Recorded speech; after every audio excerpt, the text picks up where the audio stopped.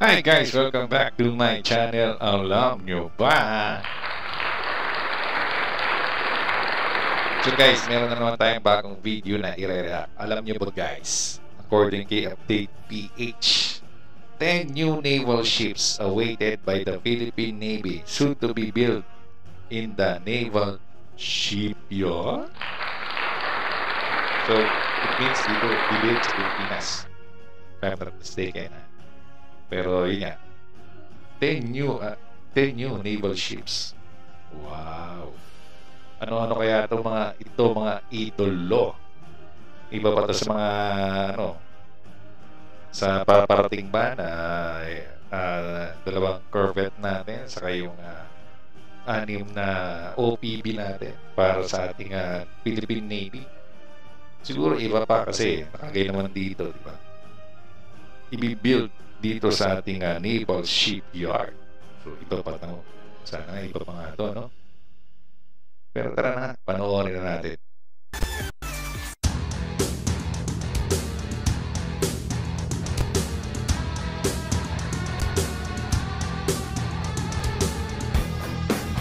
Bros, the latest news couldn't come at a better time. The Philippines is stepping up its game by committing to build new dockyards and shipyards, setting the stage for a new era in our naval capabilities.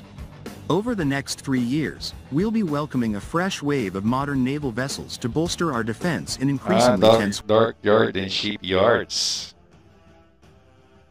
Naval shipyards nga. Inisip mo barko? Shipyard nga eh. Atik ka.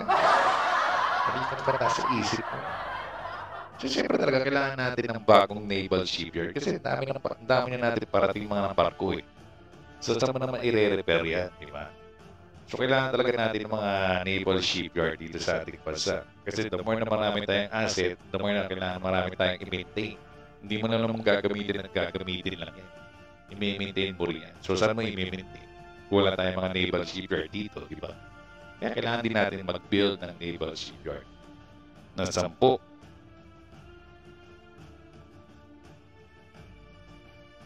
Diba? Tama ba ako? 10 new naval ships awaited by the Philippine Navy. Oh. Panoorin na nga ng sinasabi. Mali naman. Tara. waters.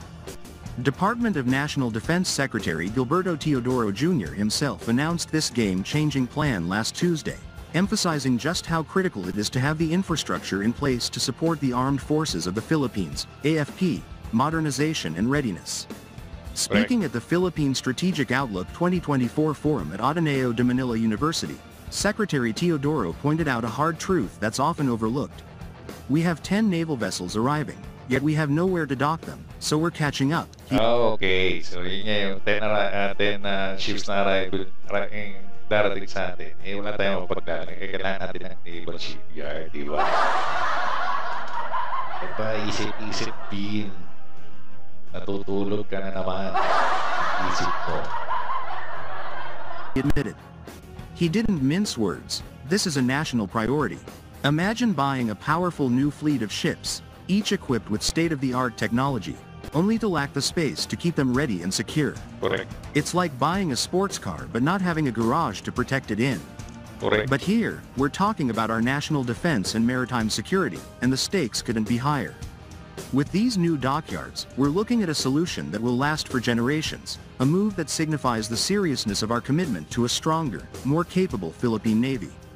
What's truly exciting about these developments is that these dockyards and shipyards Kailangan talaga natin yung mga ganyan, yung dockyards. Ganyan. Kasi dyan hindi mo naman aayusin yan mismo sa dagat. Kailangan palutangin mo yan. Lalagay mo sa dry dock na yan. Ng ship para iayos yung ilalim o check yung ilalim, i-maintain, di ba? Kaya kailangan natin ng mga ganyan. Kasi kung walang ganyan, paano kung isa, dalawa lang, ang dami nating ship. Siyempre, ang pag-maintain ng isang ship, hindi naman isang araw lang. Sabihin natin isang linggo, isang buwan, pwedeng itagal niya. Para ma-check talaga lahat, di ba? O kung may sira, may-maintain pa yan. Depende pa sa sira. Kung gaano katagal, di ba? Kaya, kailangan talaga natin yung mga ganyan. won't just be scattered randomly. Secretary Teodoro assured us that they will be operationally secure and strategically located, with particular emphasis on sites near the West Philippine Sea. This area has been a focal point of maritime tension, with increasing challenges to our sovereignty and resources. By positioning these facilities in such a critical region, we're sending a clear message. The Philippines is prepared to defend its territorial waters, safeguard its So near in the West Philippine Sea. Saan kaya ilalagay? Sa may Palawan? Sasabihin kaya dito kung saan lugar. Sana huwag na lang sabihin kasi pwede targetin yan. Diba? The more na sinasabi natin saan, mga ano natin, mga ganitong na maintenance facilities, diba? Airbase natin, kung saan nakalagay yung mga natin, mga kagamitan, mga armaments, pwede kasi tirahin yan, diba? Yun talaga unang titirahin para hindi tayo pagalaw. Kasi kung wala ka ng gagamitan, paano ka paggagalaw, diba? Titirahin talaga yun. Resources and protect our people. These dockyards will play a crucial role in making sure our fleet stays in top condition, ready to respond at a moment's notice.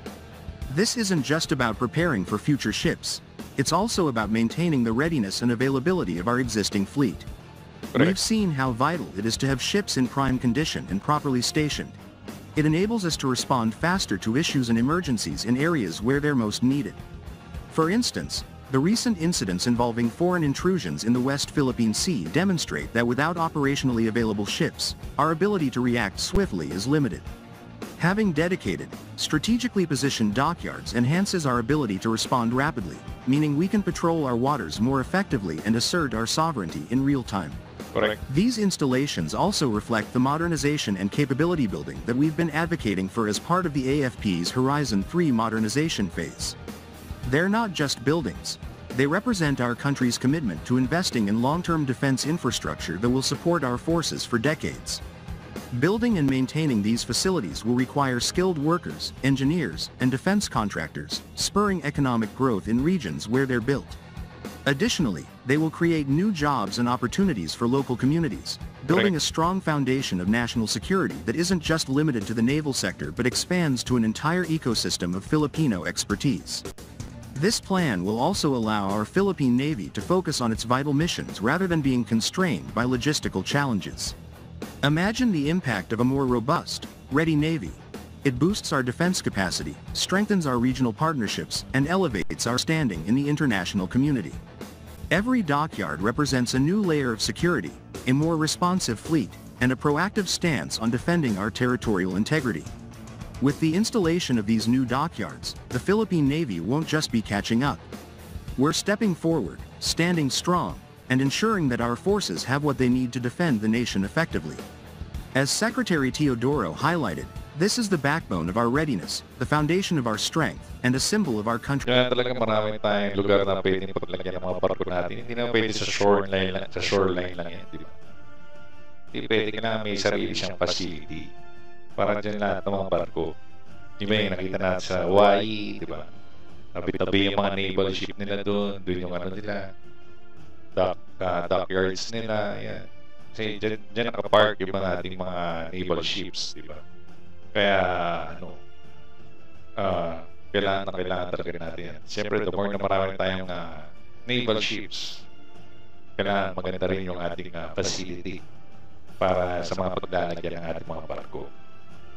Dedication to securing our future in the face of growing challenges in our region. These dockyards represent a commitment to ensuring that we have both the means and the infrastructure to defend what's ours, to protect our people, and to proudly assert our place in the Asia-Pacific. Correct.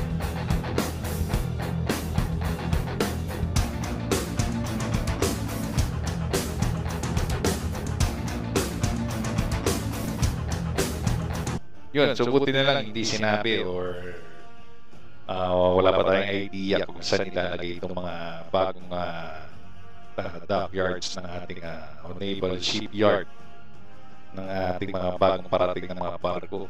Di ba mga idol? Sa 2025, meron na tayong parating ng 2 corvettes, di ba? OPB natin, nalalapit na rin yun. Hintayin na lang tayo, di ba? Kaya nakasabik din kasi hindi na lang sa panaginip Kumbaga, hinihintay na lang natin magawa. At ito ay totoo, diba? Na mayroon na tayong mga brand new na mga naval ships. Kaya tama lang din yan. Hindi lang puro barko ang binibili natin. Kailangan may facility rin yan, mga dockyards. Pati kung saan niya ilalagay yung sa maintenance ng mga barko. Diba? Kailangan talaga fully maintain yan. At meron silang magandang parkingan. At hindi lang kung saan nakapark. Diba? Lalo na yung mga malalaki barko natin. Yung mga maliliit pwede ba sa mga isla-isla kasi doon sila designate na ilagay, di ba? Pero yung kailangan ng mga malalaki natin nga, malapit daw sa West Philippine Sea. Kasi siyempre, doon naman talaga kasi ang nangyayari kaguluhan, di ba? Kaya doon ilalagay din talaga yung mga bagong shipyards na ating Philippine Navy, di ba, mga idolo. So, yan, magandang balita yan kasi siyempre, kaya sabi nga niya, bibili ka ng kagamitan, walang paglalagay. Hindi sayang din. Tuloy lang tayo. So basta magandang balita to. So maraming salamat kay Update PH sa kanyang video. So ilalagay ko po sa description down below ang kanyang full video, pati po ang kanyang YouTube channel, mga idolo. Huwag niyo po kalimutan mag-subscribe po sa kanya, hit po yung notification bell at i-like po ang kanyang mga videos. At syempre, huwag niyo rin makalimutan mag-subscribe po sa aking channel, hit niyo po yung notification bell at yung like button. At huwag niyo rin po kalimutan i-follow din po ako sa aking Facebook page na Alam Nyo Ba? Uy! Ako tayo di tumunog. So dito na po tayo nagtatapos mga idolo. Maraming salamat sa lahat. Ingat po tayo lagi and God bless us all. Bye-bye.